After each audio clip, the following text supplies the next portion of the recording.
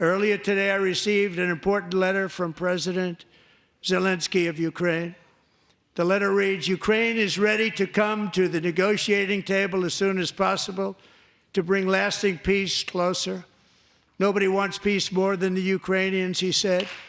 My team and I stand ready to work under President Trump's strong leadership to get a peace that lasts.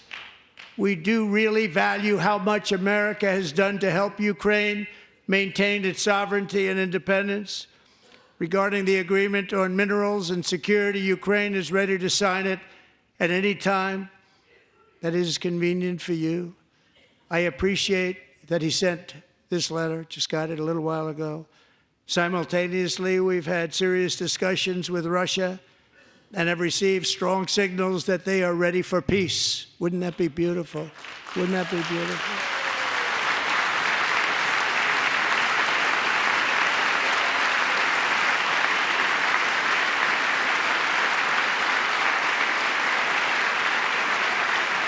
Wouldn't that be beautiful?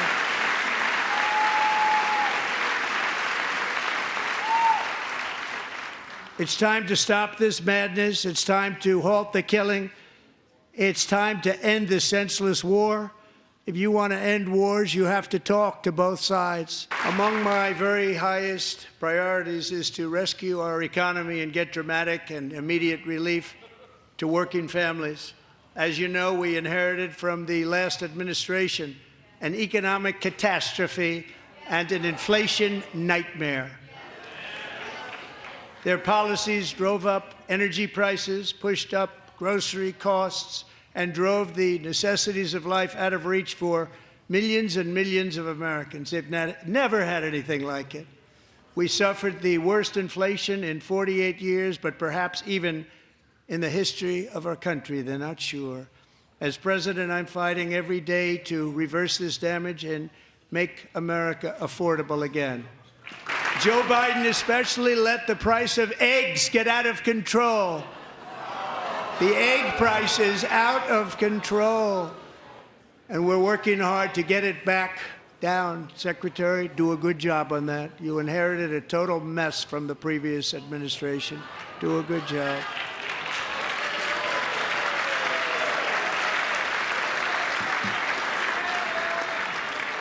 And the next phase of our plan to deliver the greatest economy in history is for this Congress to pass tax cuts for everybody. They're in there. They're waiting for you to vote.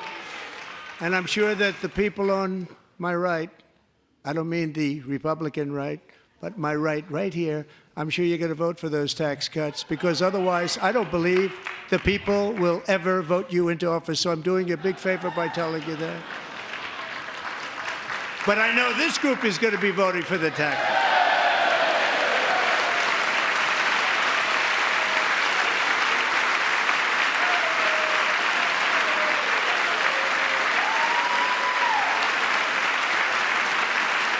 No tax on Social Security benefits for our great seniors. And I also want to make interest payments on car loans tax deductible, but only if the car is made in America. By the way, we're going to have growth in the auto industry like nobody's ever seen. Plants are opening up all over the place. Deals are being made. Never seen. That's a combination of the election win and tariffs. It's a beautiful word, isn't it? That, along with our other policies, will allow our auto industry to absolutely boom. It's going to boom. Spoke to the majors today, all three, the top people, and they're so excited. In fact, already numerous car companies have announced that they will be building massive automobile plants in America, with Honda just announcing a new plant in Indiana. To further combat inflation, we will not only be reducing the cost of energy, but will be ending the flagrant waste of taxpayer dollars.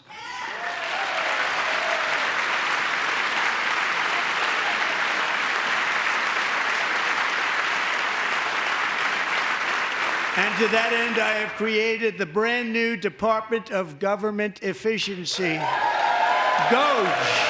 Perhaps you've heard of it. Perhaps.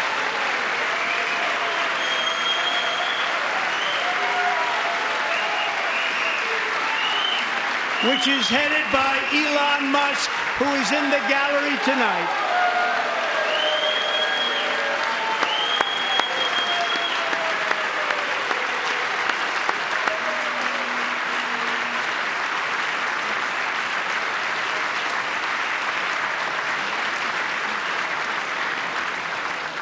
Thank you, Elon. He's working very hard. He didn't need this. He didn't need this. Thank you very much. We appreciate it. Everybody here, even this side, appreciates it, I believe. They just don't want to admit that. Just listen to some of the appalling waste we have already identified. $22 billion from HHS to provide free housing and cars for illegal aliens. $45 million for diversity, equity, and inclusion scholarships in Burma.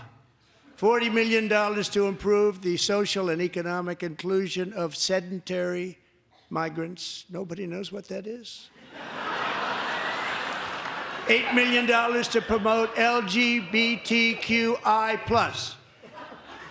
in the African nation of Lesotho, which nobody has ever heard of. $60 million for indigenous peoples and Afro-Colombian empowerment in Central America. $60 million. $8 million for making mice transgender. This is real. $32 million for a left-wing propaganda operation in Moldova. $10 million for male circumcision in Mozambique. $20 million for the Arab Sesame Street in the Middle East. It's a program. $20 million for a program. $1.9 billion to recently created Decarbonization of Homes Committee, headed up, and we know she's involved. Just at the last moment, the money was passed over by a woman named Stacey Abrams. Have you ever heard of her? A $3.5 million consulting contract for lavish fish monitoring. $1.5 million for voter confidence in Liberia. $14 million for social cohesion in Mali. $59 million for illegal alien hotel rooms in New York City. He's a real estate developer. He's done very well. $250,000 to increase vegan local climate action innovation in Zambia. $42 million for social and behavior change in Uganda. $14 million for improving public procurement in Serbia. $47 million for improving learning outcomes in Asia. Asia's doing very well with learning. We know what we're doing. Should use it ourselves. And $101 million for DEI contracts at the Department of Education, the most ever paid, nothing even like it. Under the Trump administration, all of these scams, and they're far worse, but I didn't think it was appropriate to talk about them. They're so bad. Many more have been found out and exposed and swiftly terminated by a group of very intelligent, mostly young people, headed up by Elon, and we appreciate it. We found hundreds of billions of dollars of fraud.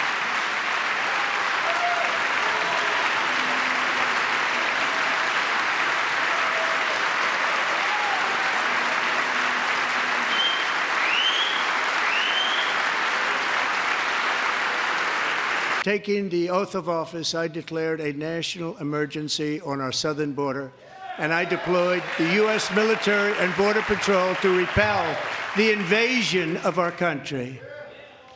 And what a job they've done.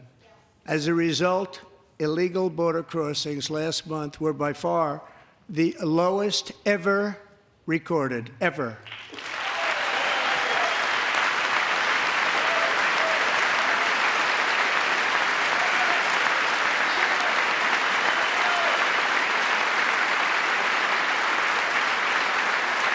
They heard my words and they chose not to come. Much easier that way.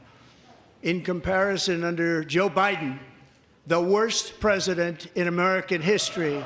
There were hundreds of thousands of illegal crossings a month, and virtually all of them, including murderers, drug dealers, gang members, and people from mental institutions and insane asylums, were released into our country. Who would want to do that? If we truly care about protecting Americans' children, no step is more crucial than securing America's borders.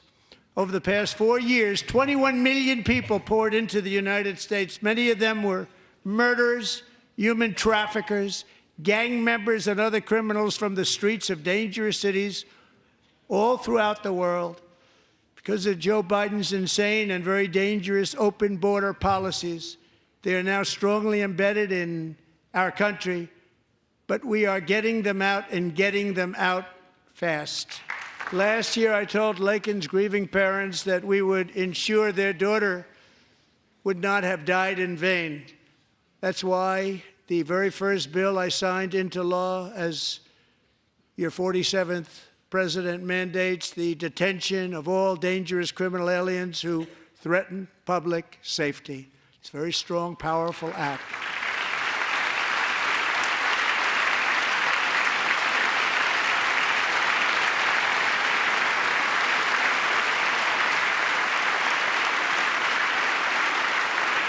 It's called the Laken-Riley Act. So Allison and Lauren, America will never, ever forget our beautiful Laken Hope Riley. The media and our friends in the Democrat Party kept saying we needed new legislation, we must have legislation to secure the border. But it turned out that all we really needed was a new president.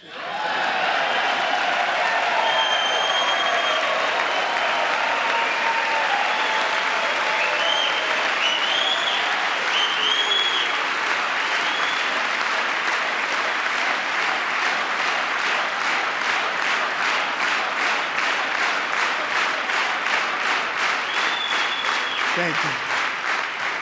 Joe Biden didn't just open our borders, he flew illegal aliens over them to overwhelm our schools, hospitals, and communities throughout the country.